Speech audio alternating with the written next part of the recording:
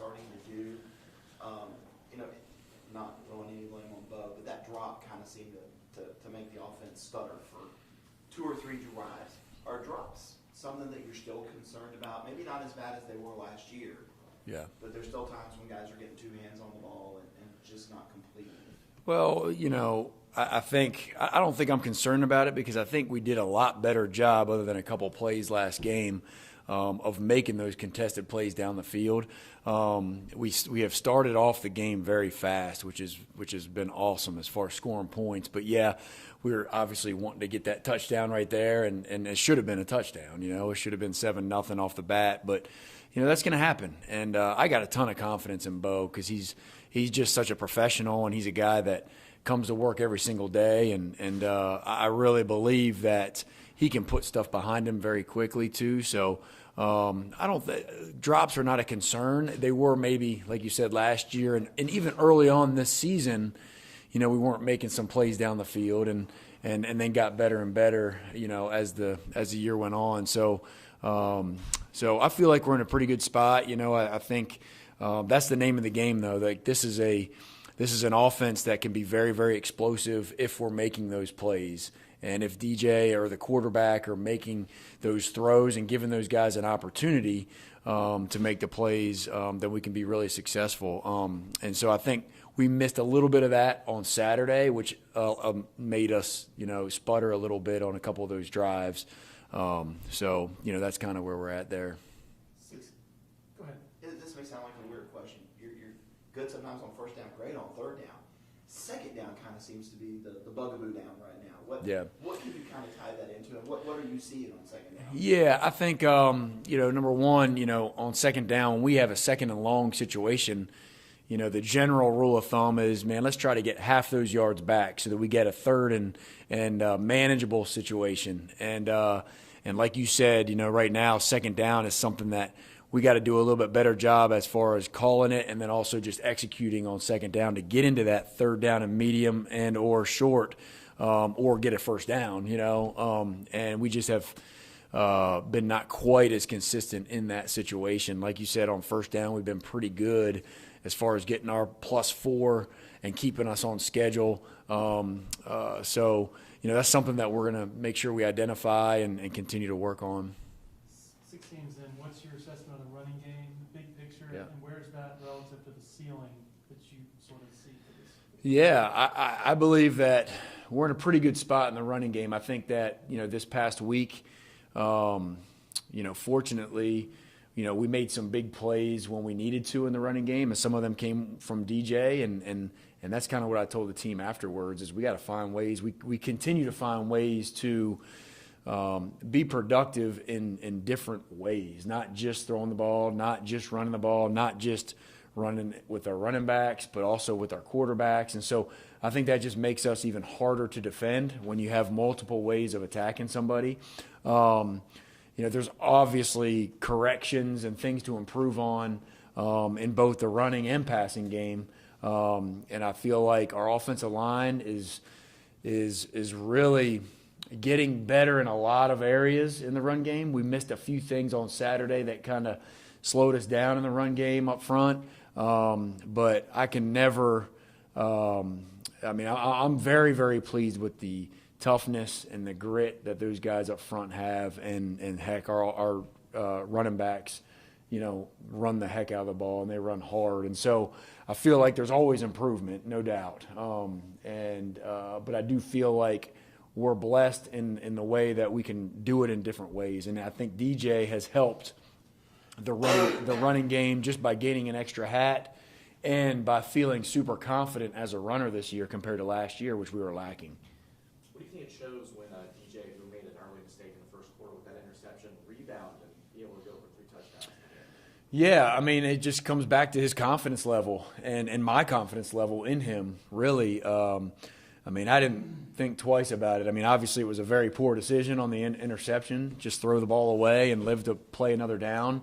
But I did not lose confidence in him at all. And he has been unbelievable as far as, you know, when I get on the headset with him or on the phone with him during the game, you know, he is always very poised and tells me exactly what happened, and he's always right about it. Like, that was really stupid, coach. I messed that up, but we're going to keep going. You know, he's always staying positive. And so just because of the confidence that he has from the experience that he's had in the beginning of the season, you know, he didn't waver at all. So, again, it showed his confidence. And that's what you got to have as a quarterback is when you make a mistake, you know, you got to bounce back. You got to have a short memory, a quick memory, and learn from it and move forward. And that's what he was able to do.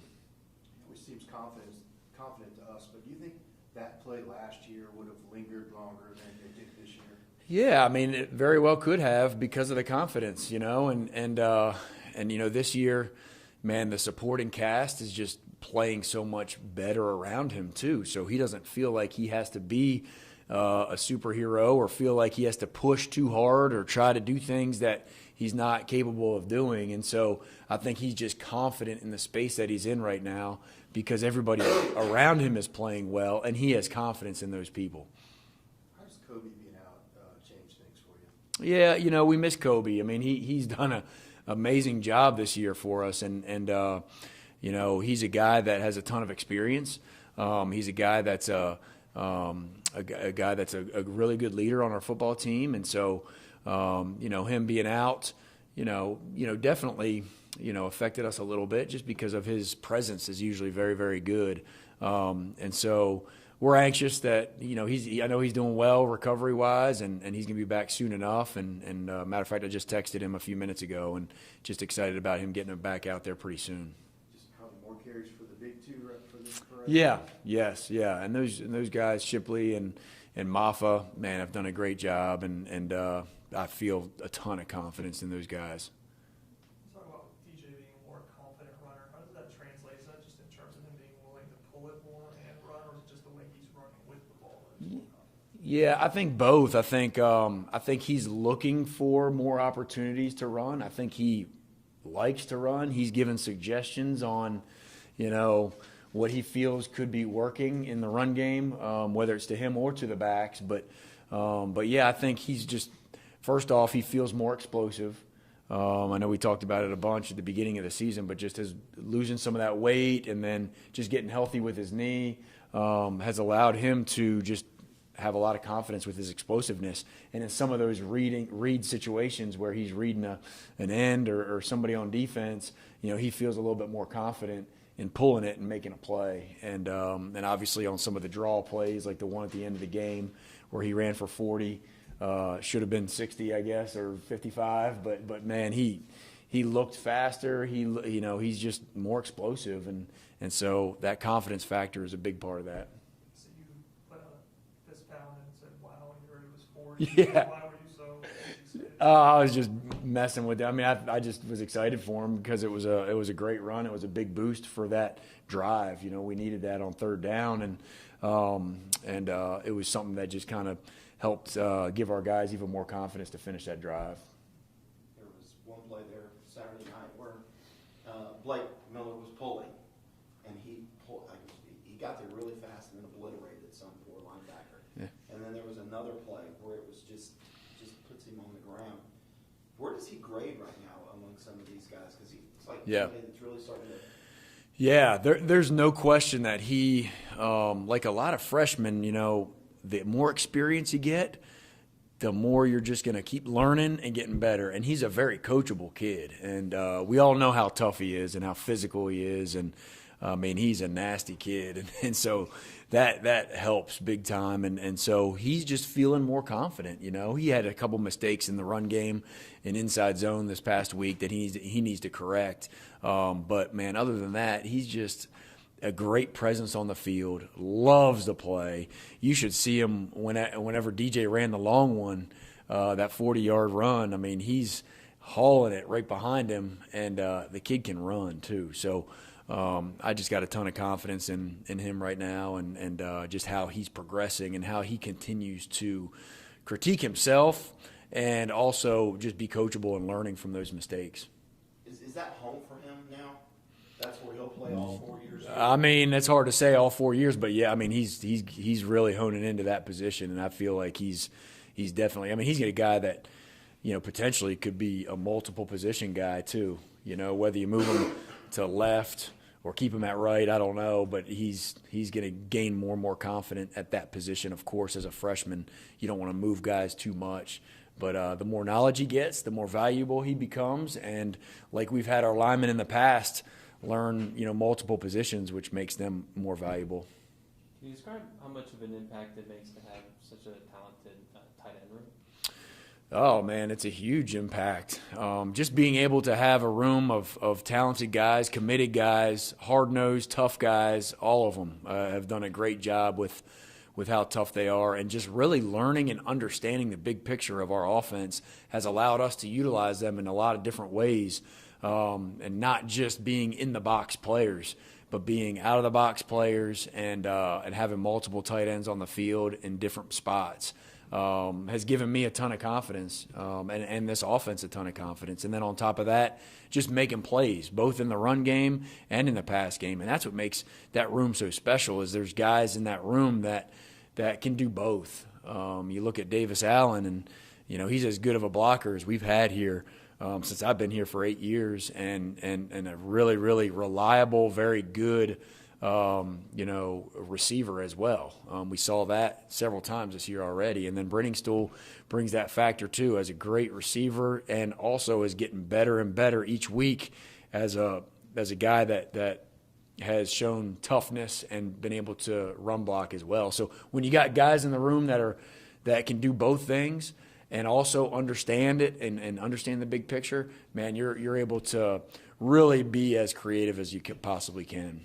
Coach Sweeney said in the past that kind of outside of quarterback, hitting on a tight end recruit coming out of high school, it's one of the more difficult positions to find someone in the recruiting trail that will hit. What do you think it is about the position that makes it so one of those really talented? Yeah, well, it's hard to find a guy that is willing to do both. It really is that is talented in the run game or in the pass game as a catcher, but then also is willing to be in the box and be physical and be able to take on some defensive ends that we take on in the ACC, and that's not an easy task. That's not easy to find. And so when we find those guys, man, they become a target for us pretty quickly.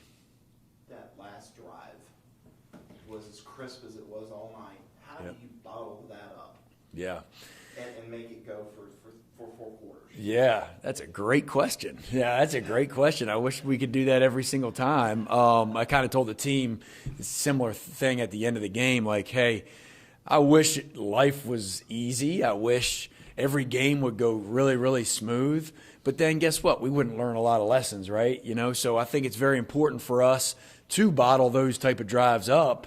And it's my job and our job as coaches is to help our players understand, like, what caused us to not succeed on certain drives. That's what I'll do today in our meetings, is just show them, hey, what stopped our drive, what made us not be successful, and then here are the things that made us successful, and just trying to be more and more consistent.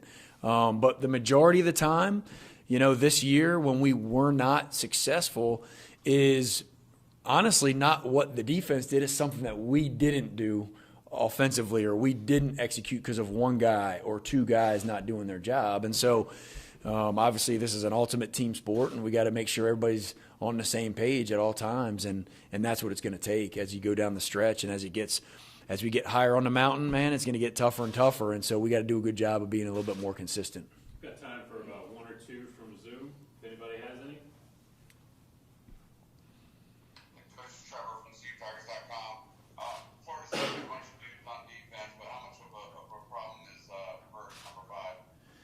Yeah, I mean, there's no doubt he's a good player. I know he had a little bit of a injury early on in the year and is getting back, but he's a guy that has sparked out there for them.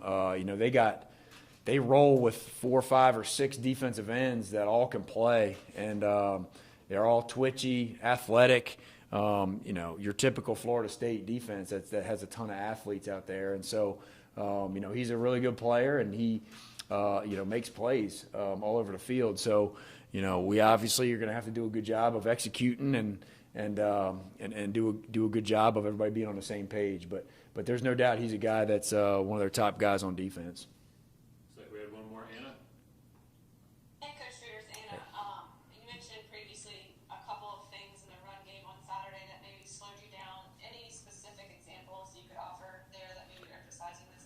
Yeah, I mean, really, it's whether it would be one or two guys maybe not doing their job, whether it be an offensive lineman, not using proper technique, or maybe it was a read once or twice on the quarterback's part that maybe we could have pulled it one or two times, and it's just kind of like one of those things that we were that close. We were really, really close on a couple plays that could have been maybe explosive plays, and we just didn't get it quite done. So it caused us to stumble a little bit and have a couple too many 3-and-outs that we're not used to having.